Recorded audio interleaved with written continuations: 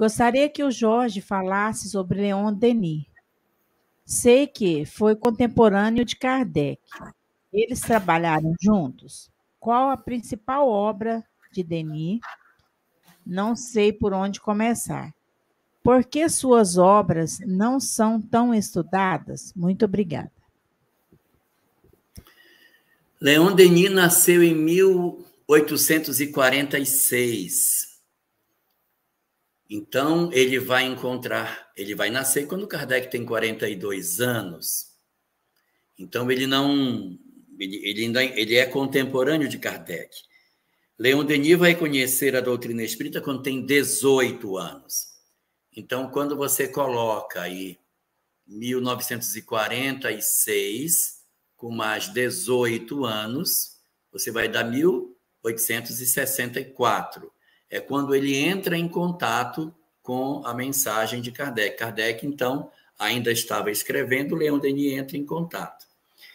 E, após aquele período mais forte da codificação, a gente vai encontrar no livro Obras Póstumas um momento em que Kardec interroga os espíritos, dizendo assim, que ele já está velho, e que ele percebe que em breve tempo ele não estará mais para comandar o movimento espírita. E que ele olha em torno dele e não vê ninguém para substituí-lo, porque não há ninguém com o perfil dele. Como será o progresso do espiritismo, considerando que ele já está velho e que não tem ninguém para dar continuidade?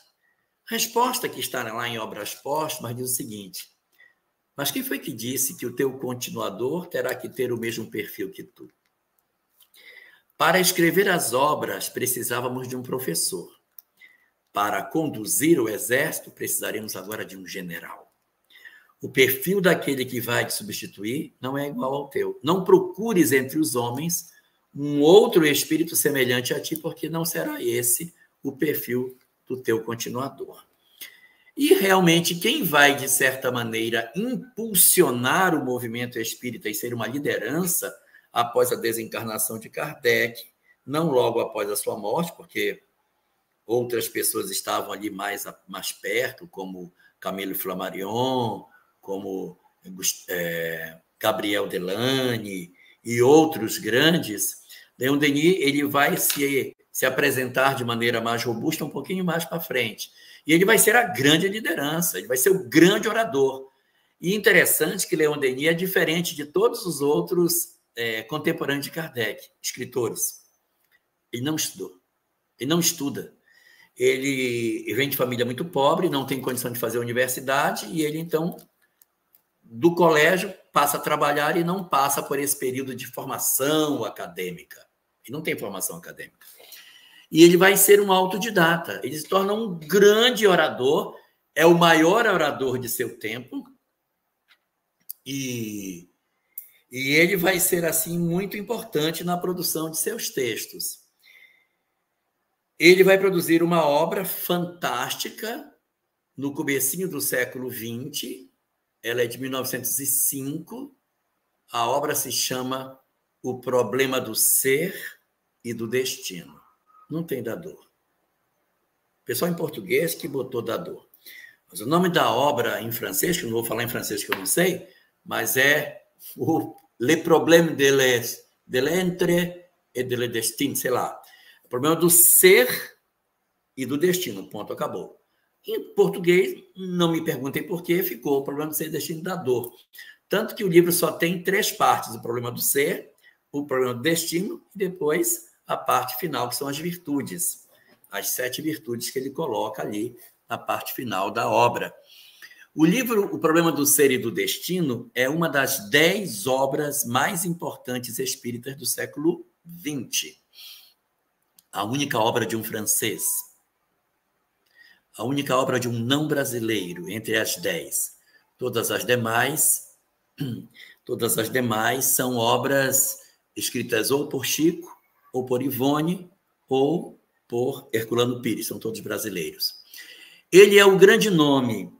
E aí você pergunta, e Leon Denis, qual a importância dele? Muitas pessoas dizem que ele era o estepe de Kardec, Step em que sentido? Ele seria a alternativa se Kardec não tivesse abraçado a ideia. Muitas pessoas defendem isso, por quê? Porque ele também, a exemplo de Kardec, são os dois únicos que fazem isso naquele período, enxergam as consequências morais da manifestação dos espíritos.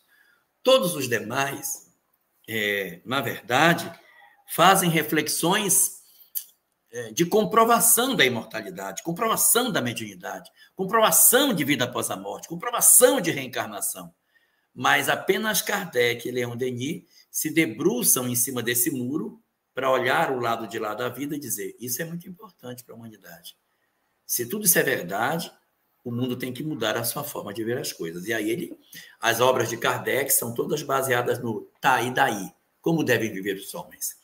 E as obras de Leon Denis são profundamente filosóficas. Ele é conhecido como o poeta do espiritismo por conta dos textos extremamente poéticos, belos, as composições de frase, assim, quase que poemas escritos em prosa, da maneira como ele coloca esses conteúdos. Mas ele é, indiscutivelmente, o grande nome. Uma última informação de Leon Denis. Houve um congresso espírita, eu não vou lembrar o ano, mas acho que é 1908, e nessa reunião de 1908 ocorre uma reunião mediúnica. Leon Denis está presente na reunião. E Allan Kardec se manifesta. Sim, Allan Kardec teria se manifestado nessa reunião.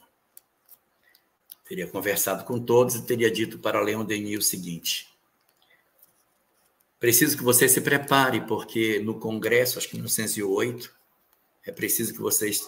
Referência para isso que eu estou falando, a obra Espiritismo Básico de Pedro Franco Barbosa. Preciso que você se prepare, porque vai ter o congresso de Espiritismo agora, no final do ano, e você precisa se preparar para fazer a palestra. Ele disse: não, mestre, chama de mestre. Não, mestre, não se preocupe. Camille Flammarion é que fará a defesa da doutrina espírita nesse congresso de espiritualismo. Então, ia ter que ter alguém para defender a ideia espírita, porque tinham várias ideias lá. Não, Camille Flammarion vai fazer isso. Não, eu quero que você se prepare, porque Camille Flammarion não estará lá. Se não estará, está tudo certo, ele vai participar do evento e Camille Flammarion não estará lá. Prepare-se. Tá bem? E aí, poucos dias, não vou dizer dias, mas assim, um mês e pouco antes do evento, Camille Flammarion desencarna. Quem faz a palestra no congresso? Leon Denis, o poeta do espiritismo. É um cara fantástico. Suas obras até são estudadas no Invisível, O Problema do Ser, Destino da Dor, O Porquê da Vida. São obras... Joana d'Arc, Médium. Pode não ser tão conhecida, mas entre os vários escritores da época de Kardec, ele é o mais lido. Ele é mais lido do que Gustave Gellin, mais lido do que Ernesto Bozano, Camille Flammarion, os vários outros que daquele período também escreveram. Leon Denis é disparado aquele que tem a maior leitura entre os espíritas do Brasil e até do mundo.